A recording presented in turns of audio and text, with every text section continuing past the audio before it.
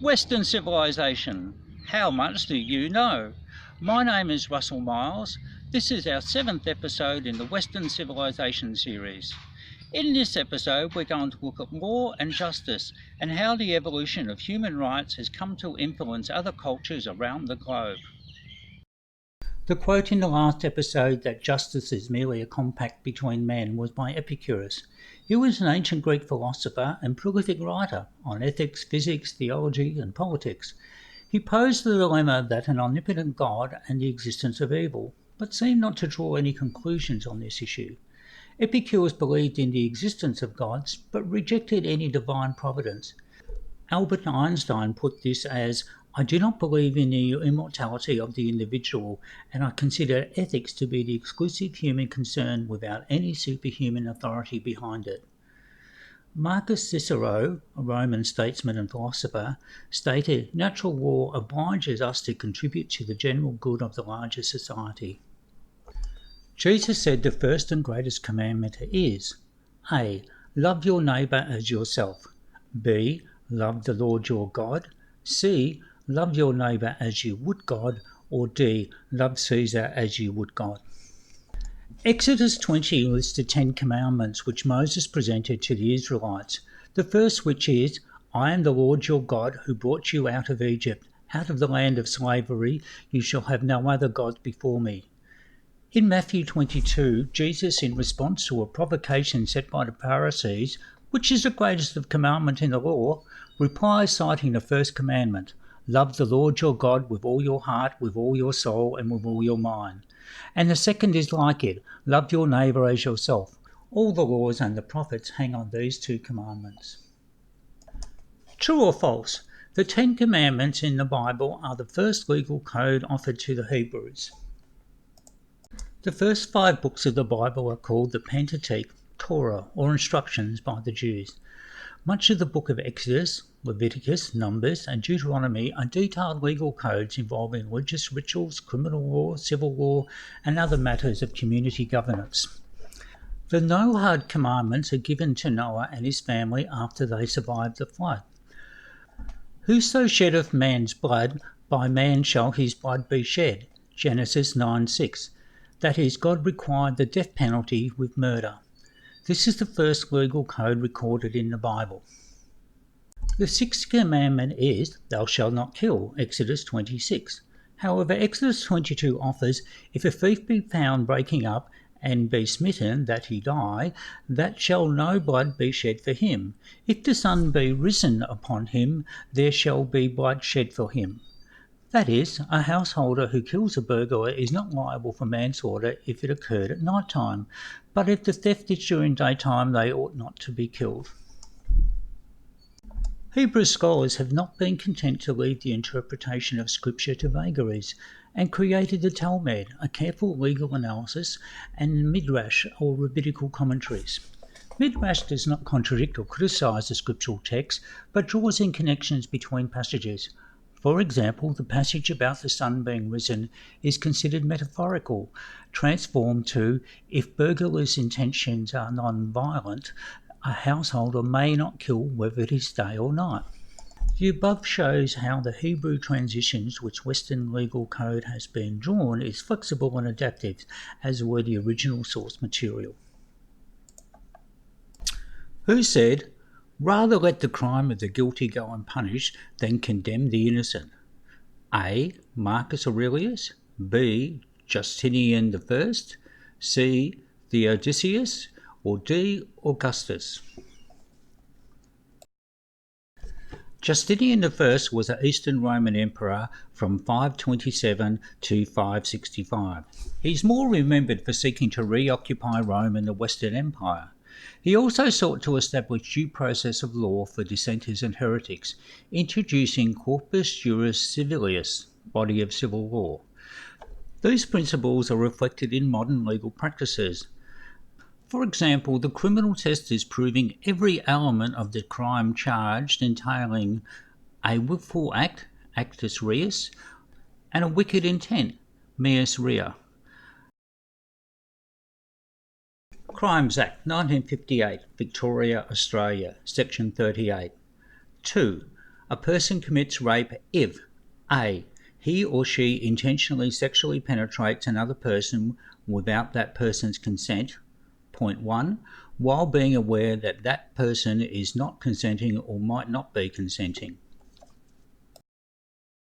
Both wicked intent and wicked act must be proven beyond reasonable doubt. That is there a reasonable possibility based on the evidence that the accused did not intend harm?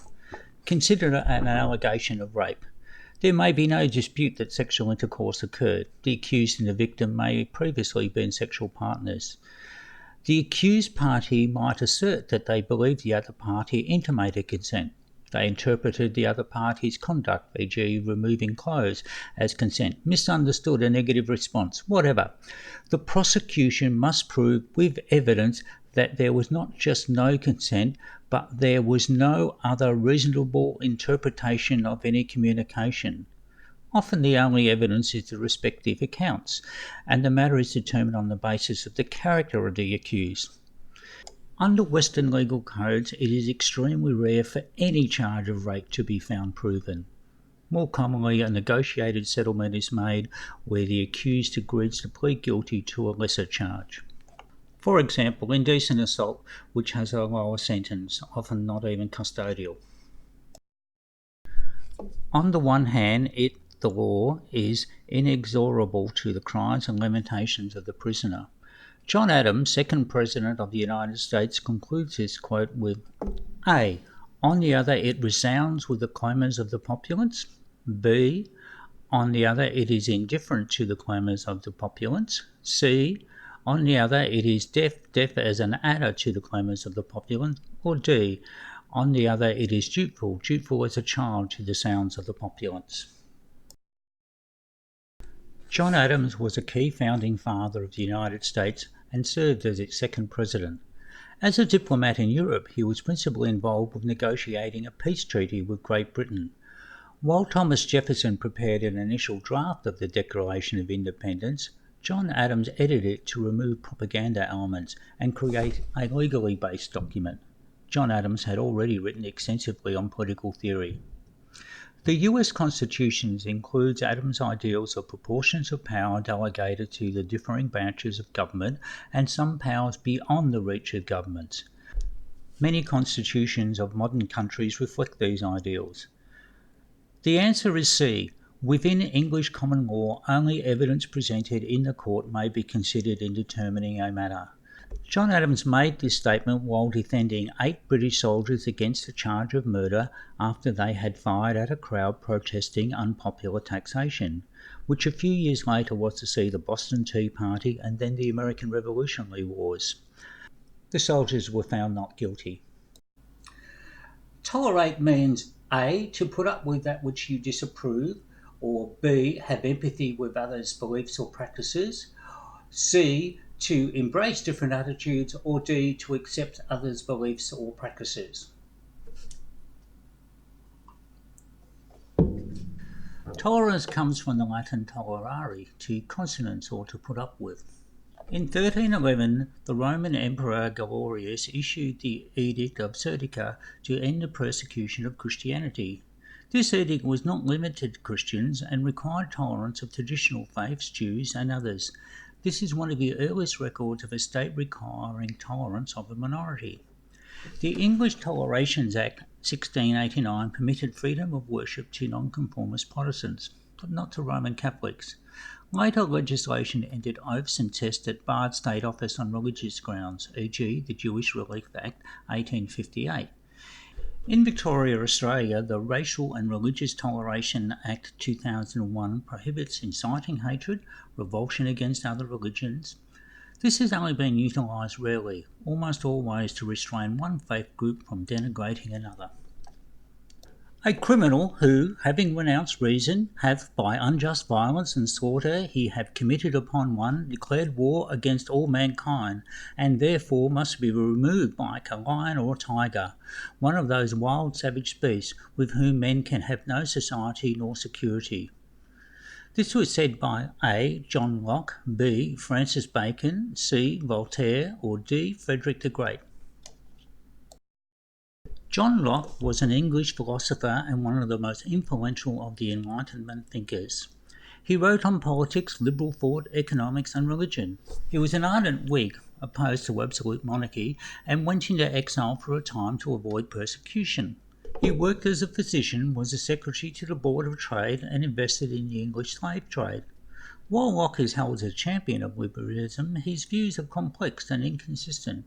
He never married or had children. List in order from most to least the country that most used capital punishment in the 1800s.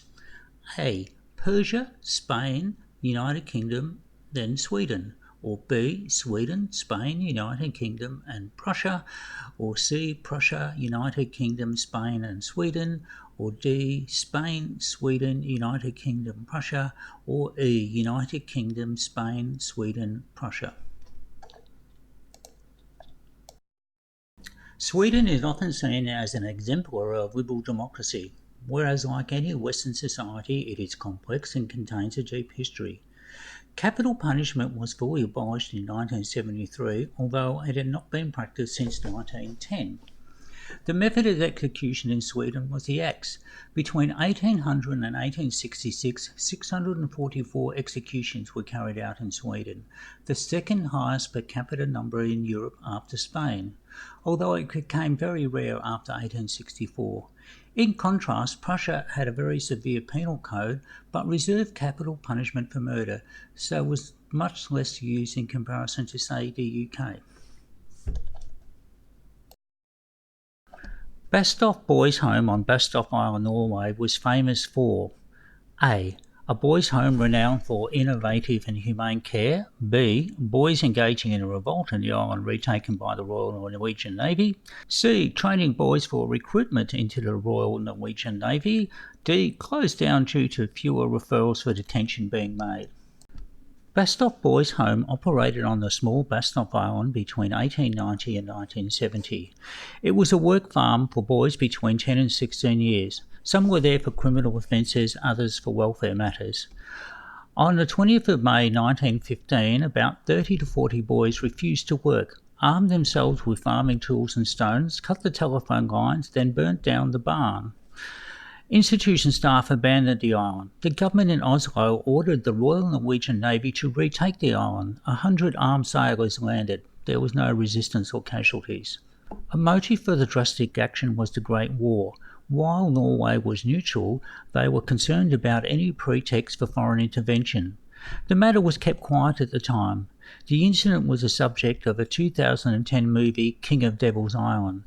This prompted public discussion as the matter was so contrary to how Norwegians saw themselves. Our next podcast will be about commerce, communities and sport within Western culture. If you like this channel, please subscribe and tick like. You can let me know what you think in the comments below. I can also be contacted at email russmills@iprimus.com.au. Tusen takk. Thank you for listening.